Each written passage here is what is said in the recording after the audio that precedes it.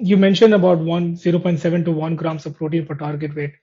Say I'm 175, maybe 180, and I'm vegetarian. What are the clean sources that you recommend for vegetarian? Because I feel that's a lot of protein. As a vegetarian, you can get, you can do dairy and eggs, which is helpful. You just have to make sure you don't have a food intolerance to them, because you're going to be relying so heavily on them.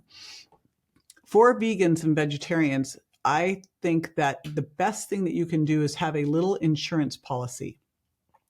It might be called a hack or a cheat, but it is essential amino acids. And what I would do is get a high quality essential amino acid blend, and I would have it with your morning and evening meals to make sure, because, dairy and eggs are complete. You're going to get a really good balance of essential amino acids.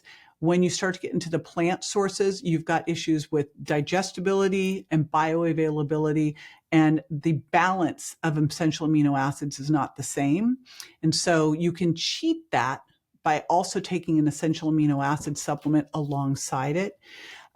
So what I would do with that is, and then if you are a vegetarian, you also have to look at things like vitamin D, because as a vegetarian, are you willing to supplement with D3? Because it's not going to be normally a plant source. There are some out there. Same with algae, like you do an omega-3, you would do it from algae. You definitely want to do creatine, because you will not get it because it's fish and meat, right? So that's a definite important thing. And you can do this as a vegan or a vegetarian. You just are going to have to use supplements and be a little bit of a nutritional biochemist. Like, you cannot mess around with this. You have to be really aware of what you're doing. It's even harder as a vegan, like super hard, because when you look at it, let's look at quinoa, for example. The same amount of protein in quinoa as a chicken breast is 200 calories versus 900 calories. But then when you look at leucine, in order to get to the leucine levels in quinoa, you get to 1,200 calories. That's just one meal. How the heck do you get, and for a woman, I don't know how you would do that if the average woman's eating maybe 2,000 calories a day. Like, what are you going to do there? You've maxed out your calories before you've even really gotten started. So I use protein powders there to help. Like, I think that's an easy way to do it. For if you are eating dairy, Greek style yogurt and whey protein can be great, but you do need to make sure that you haven't developed a food intolerance, because when I did the Virgin Diet, it was because I was looking at a lot of food sensitivity testing. And when you start to get a more permeable gut, known as leaky gut, it can happen due to gluten, it can happen due to toxins, it can happen due to stress, it can happen due to pain medications, it can happen due to fructose. Your gut gets more permeable, and the foods, right below your small intestine which is one layer, is your immune system.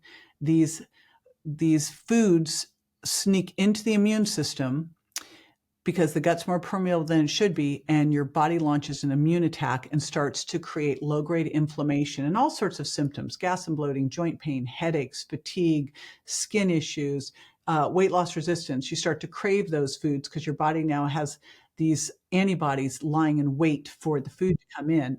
And dairy and eggs were the top of the ones that I saw, the most common. And so it tends to be the foods you eat every single day. And that's one of the challenges with vegetarianism, is you're not going to have as big of a rotation. So dairy and eggs were the first ones. Corn, soy, peanuts were the next level. Gluten causes, is a big cause of leaky gut, because it triggers the release of zonulin, which is this protein that's going to make your gut become more leaky. And gluten in the United States is basically glyphosate, so you're going to get toxic issues too. Same with corn. But that's the other thing, is, are you eating the same foods all the time? You could look at doing things like, a protein powder that you add into it, but that you have to really look, because it's, your sources tend to come along with carbs or fat. And in order for you to really make sure you're getting what you need, you want to use an app. I like the Chronometer app, so that you can track to ensure that you're getting the protein levels you need. But then I would also use essential amino acids to make sure that you are getting what you need in terms of essential aminos, especially in the morning and evening meals, because morning you are turning on muscle protein synthesis. Evening, you're turning it on and making sure you got it going, because during the night you'll start to get catabolic.